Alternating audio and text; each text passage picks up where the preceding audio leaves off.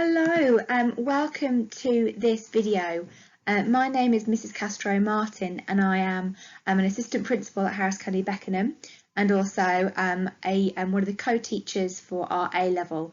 I teach along Mrs. Wooloff and both she and I are extremely passionate and interested in the study of English literature, as I'm sure you are as you come to this page to watch this video. So let me take a little bit of your time to explain to you a little bit about what we study and what you would expect if you were to enrol on the course.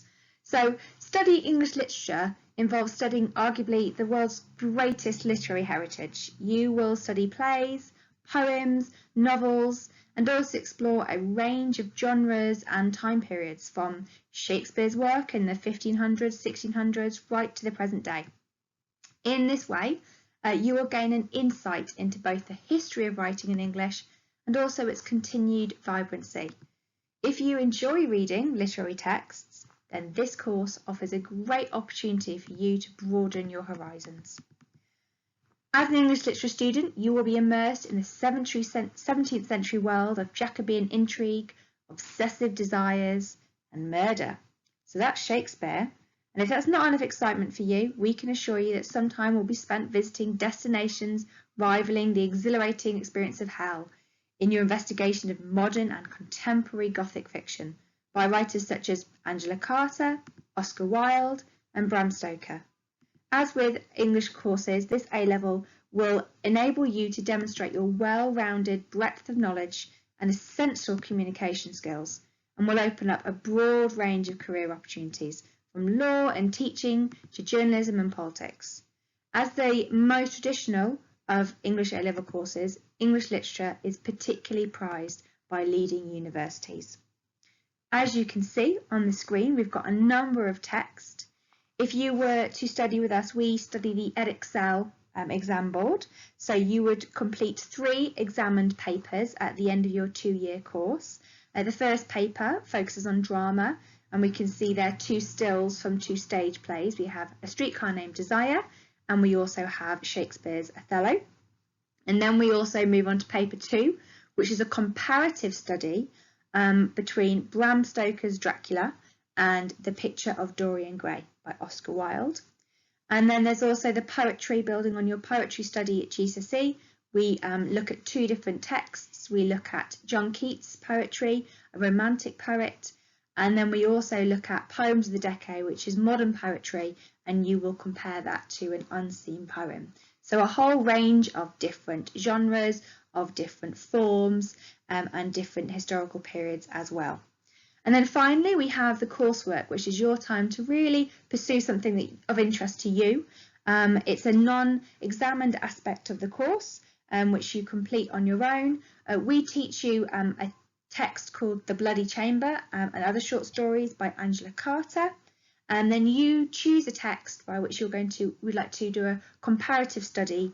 You choose that text depending on what you're passionate, you're interested in, you formulate the question and you write your essay. So it really does lay excellent groundwork in terms of preparing for your undergraduate studies. So I said at the beginning of this video we'd have a little bit of an introduction to what A-level English is like. So let's look at Act 1, Scene 1 of Othello. So for those of you not familiar with Othello, this is a play about a black general within the Venetian army who is dispatched to Cyprus, and he also has married a white woman called Desdemona without the father's permission. And he also has an ensign called Iago, kind of his deputy, and but he's not really the most loyal of characters. So before I give you any more spoilers, let me show you this picture here, and I'll talk to you about what happens in Act 1, Scene 1. So the play opens as Iago is telling Roderigo, the gentleman seated in the boat, that he hates Othello because Othello has promoted a man called Cassio to be his lieutenant instead of him. So Iago's feeling pretty unhappy that he's missed out on this promotion. And he says that Cassio has never even set a squadron in the field and has much less experience. Iago tells Roderigo, I follow him to serve my turn upon him. The two men stand outside Brabantio's house and they shout to wake him up. And from the shadows they tell him about his daughter's secret marriage to Othello. Iago makes Brabantio angry by describing Othello and Desdemona as making the beast with two backs, which is an allusion to the act of sex, and uses other sexual animal imagery. Brabantio, unsurprisingly, is not very happy to hear that his daughter has eloped with a man without permission, and he doesn't recognise these two men at first, Iago and Roderigo, but eventually he sees Roderigo, and the scene ends with Roderigo offering to help Brabantio find the married couple to apprehend her and the Moor. So that's what happens in Act 1, Scene 1. What we can do now is we can take a little bit of a quick watch of this clip.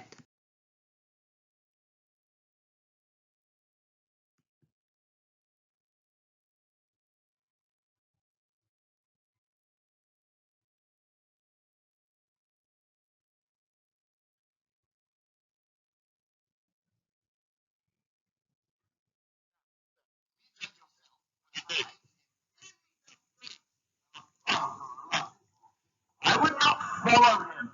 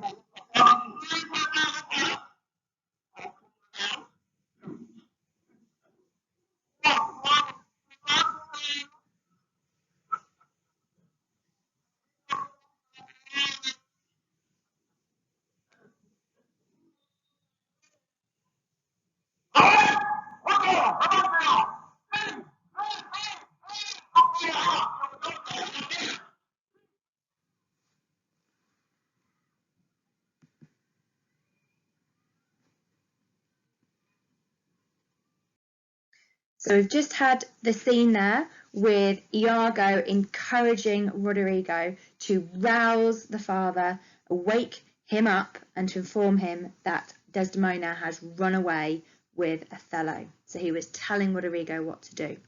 So when we were studying this in class, we would think about the different interpretations of Iago as a character and how he's presented to us right from the word go.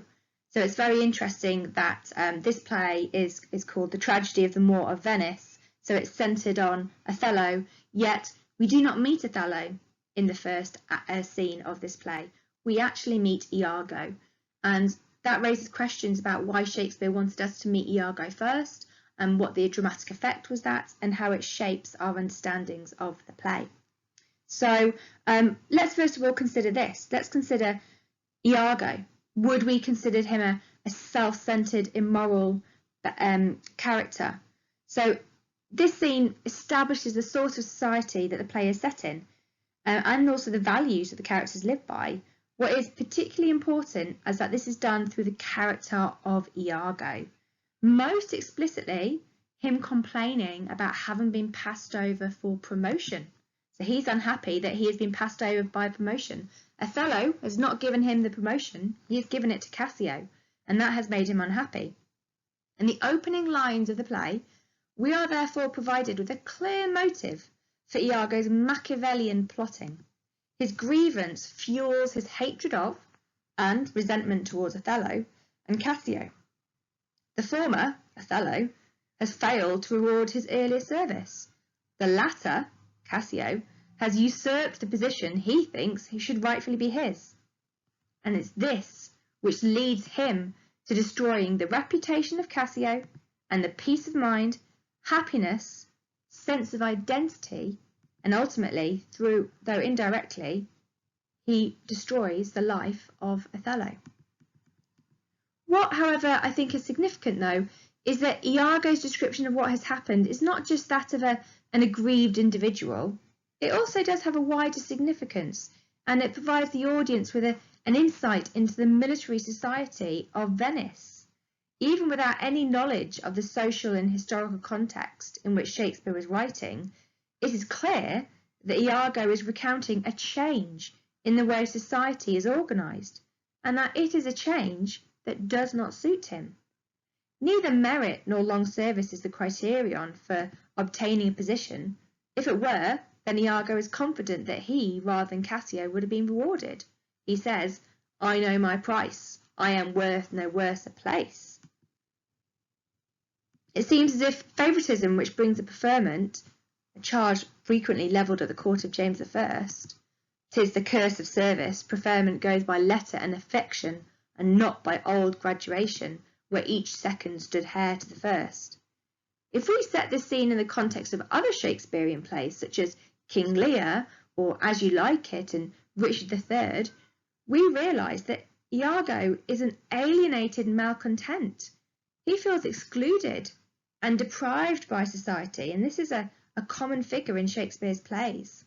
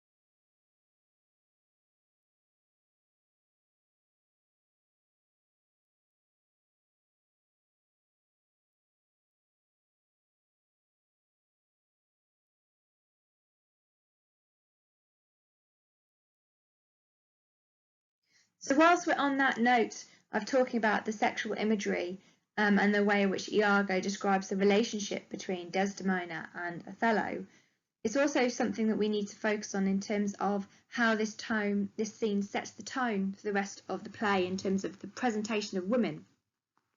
Now, there's alternative interpretations in terms of Shakespeare's point of view in terms of the role of women and how women were treated. Now, in this first scene, we learn that women are treated essentially as objects, just almost like property. The line that Brabantio uses is reminiscent of Shylock's cries in The Merchant of Venice, where he discovers that Jessica has run away from him. Now, Brabantio is described by Iago as having been robbed, positioning Othello as the robber because he has stolen Desdemona. And I think that a modern audience would be struck by Iago's, let's also note this, unchallenged use of the language of economics and property to describe this father-daughter relationship.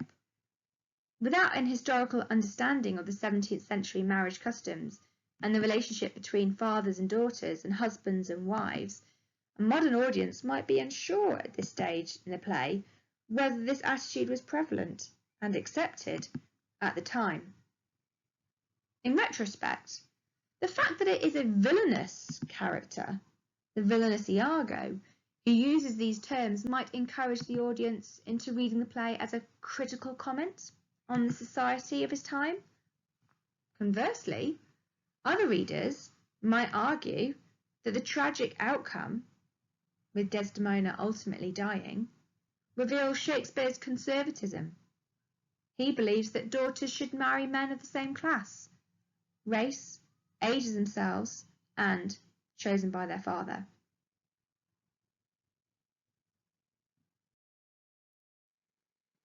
So ultimately, opening scenes are often expository. They set the scene, they ease the audience into the action, they establish the type of play it will be and what will be its concerns. And this is very much true of Shakespeare's first scene in Othello. We know from this point on that no good is going to come of Othello and Desdemona's marriage. What the first scene also does, however, is it shows the audience that it is Iago who is in control, not only of events, but of the other characters' reactions. If you noticed, he's the one who orchestrates the whole play, down to the very lines that both he, but also other characters speak. And the method that Othello uses to murder his wife. Everything must be as Iago requires it. He is the arch director. He is the storyteller in the play, which is obsessively concerned with appearance and reality, truth-telling and lying. Iago all the time spends the majority of this play appearing to be loyal to Othello, whilst all the time deceiving him and betraying him, and ultimately destroying his happiness and his life. For the very first scene in this play, there is no objective reality which the audience can evaluate. You only get the version of events as it is interpreted or created by Iago. Ultimately, he's quickly recovered from the shock of hearing about Othello and Desdemona's marriage, and he is straight away directing Roderigo, telling him what to do and say. And he is the person who directs and orchestrates the tragedy that unfolds. And this is all laid out within Act 1, Scene 1 of Othello. So I very much hope that you enjoyed this little introduction to Othello, to thinking like an A-level student and thinking about different interpretations. And I wish you all the very best in choosing your courses for your A-levels, and all the very best with your GCSE studies and the rest of Year 11.